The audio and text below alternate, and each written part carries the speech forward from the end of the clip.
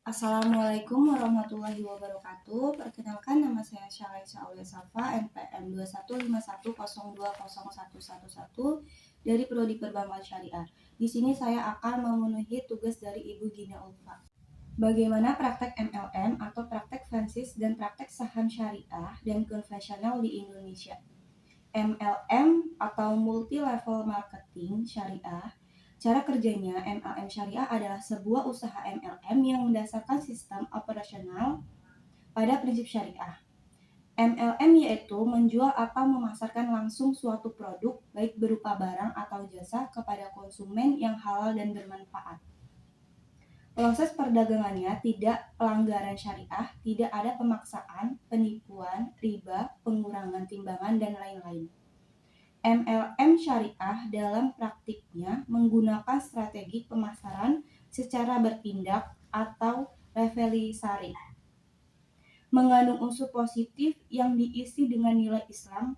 Bisnis yang dijalankan berupa biaya pemasaran, bonus, hadiah, dan sebagai berikut, tergantung prestasi dan level seorang anggota. Cara MLM yang ada di Indonesia yang benar-benar syariah dan yang tidak. MLM dikatakan syariah apabila produk berkualitas, halal thayyib, dan menjauhi syubhat. Terdapat sistem akad, operasional, kebijakan, korporat, kultur harus sesuai syariah. Memiliki DPS, rumusan intensif, harus adil, tidak menzalimi, dan berorientasi pada falah. Tidak ada markup yang berlebihan. Perusahaan MLM dengan sertifikasi halal yaitu PT Haba Penawaran Al-Wahidah Indonesia, PT Singa Langit Jaya, PT Nusantara Sukses Selalu, PT Kaling Nusantara, PT Ufuk, BKB Syariah, dan sebagai berikut. Sedangkan MLM yang paling populer di Indonesia tetapi belum terjamin sertifikasi halal yaitu Yang Liung, Jones Global, Amiway, NU Skin, dan sebagai berikut. Franchise atau waralaba. Franchise yaitu kerjasama dalam bidang usaha dan bagi hasil sesuai dengan kesepakatan biaya. Franchise berupa penggunaan merek dan lisensi bonus. Franchise juga merupakan bentuk kerjasama usaha antara pemilik merek dagang, produk, atau sistem operasional. Yang kedua, saham syariah dan saham konvensional.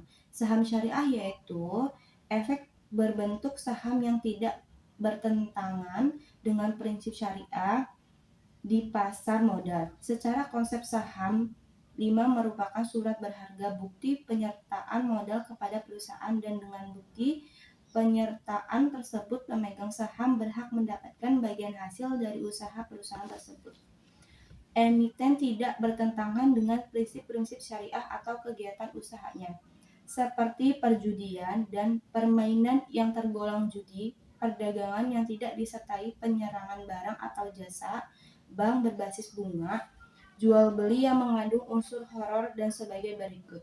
Emiten memenuhi rasio-rasio keuangan yaitu total uang yang berbasis bunga dibandingkan dengan total uang yang berbasis bunga dibandingkan dengan total aset tidak lebih dari 45%. Cara menemukan saham syariah yaitu dengan cara memilih indeks yang sesuai. Di BI terdapat 3 indeks saham yaitu Jakarta Islamic Index, Indeks Saham Syariah, Jakarta Islamic Index. Contoh saham syariah yang halal MUI seperti TLKM dari PT Telkom Indonesia. Saham konvensional yaitu saham yang pada umumnya diinvestasikan oleh masyarakat dalam operasionalnya. Saham konvensional tidak menetapkan prinsip syariah. Investasi saham adalah aktivitas beli saham yang cara kerjanya menyimpan saham itu lebih dari 5 tahun untuk meraih keuntungan berupa inden atau capital gain. Dalam prakteknya, saham memiliki kepemilikan di perusahaan publik. Saat membeli saham, perusahaan menjadi pemilik sebagian dari perusahaan itu.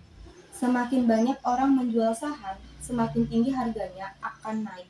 Salah satu cara pemegang saham memperoleh laba atau investasi mereka adalah dengan menjual saham dengan harga yang lebih tinggi daripada harga yang mereka beli.